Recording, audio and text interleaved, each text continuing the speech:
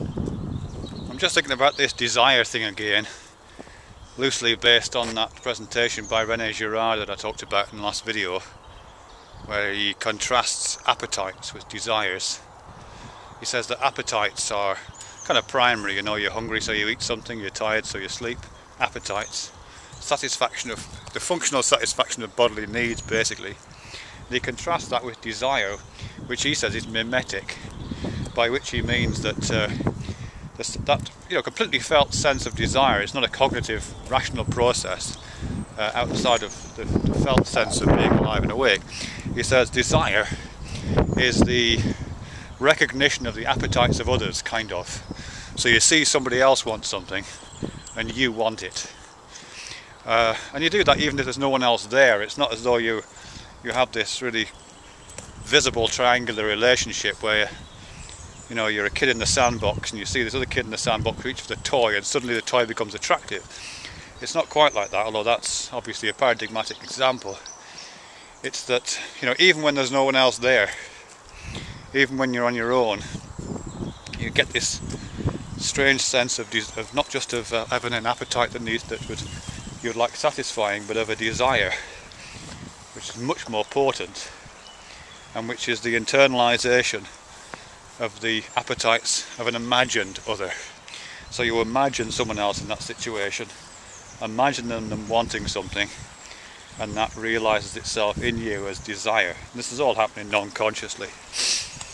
I had a little bit of that this morning actually. I've been looking for a new car because mine's knackered, and I was looking at this second-hand Jeep Commando on a used car lot, and yeah, some things I liked about it, and it appealed to certain bits of my personality for all kinds of reasons. But I think part of the reasons why I was feeling this weird desire, which it manifests itself as increased heart rate, the kind of flow of adrenaline really.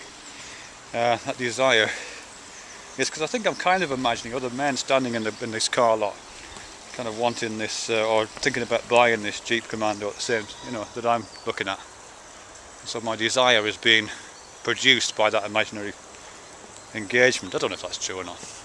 Anyhow, that's the idea of this thing in Rene Girard, what he calls memetic desire, that you're kind of taking on the appetites of the other, or imagining the appetites of the other. And there's some particular characteristics that go along with that Girard talks about.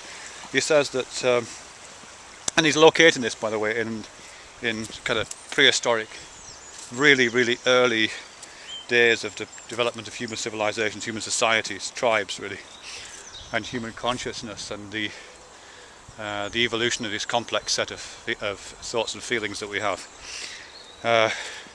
And what he's saying there is that desire picks up its characteristics because of the logic of that moment. Because typically, if you are in a small tribe, let's say, or if you're a kid in a sandbox, and you see this other kid, or you see this other member of your tribe reaching for the only toy or the only apple, and your own sense of wanting that thing is increased because of this memetic desire process. The problem there is there's two kids, two people, members of this tribe, and one object of desire, one apple, one toy. And so it leads to conflict, and it leads to all kinds of problems to do with access to resources and those kind of things, and aggression possibly. But also a sense of urgency. And a lot of the characteristics of how we feel desire, how desire manifests itself in us, kind of fall out of that idea. Desire isn't just like wanting an appetite fulfilled. As I say, if you want an appetite fulfilled, then there's a procedure you go through. You're hungry, so you go to the fridge and you eat something. That's fine. But desire, when you're desirous of something, it has that characteristic of urgency. Of needing to do something immediately. It has an adrenaline flow behind it. It has a bit of a kick to it, and it has an almost a kind of irresolvability to it. Like it can't, desire follows desire follows desire. It doesn't have the sense that it can be fulfilled in the same way an appetite can. If you're just hungry and you eat something, you kind of know that when you're finished eating something, it'll go away. But desire isn't like that. Desire, it feels like it's a constant chasing. I guess that's why that whole Buddhist thing of trying to resist desire and trying to step out of the circle of desire, well, I guess where that comes about really. And they have that thing, at least from what I understand, you know, where if you're hungry you eat, if you're tired you sleep, which is, you know, a perfectly functional relationship to appetites, but doesn't engage with desire, which is, as I say, memetic and has these urgencies about them because of that. Yeah.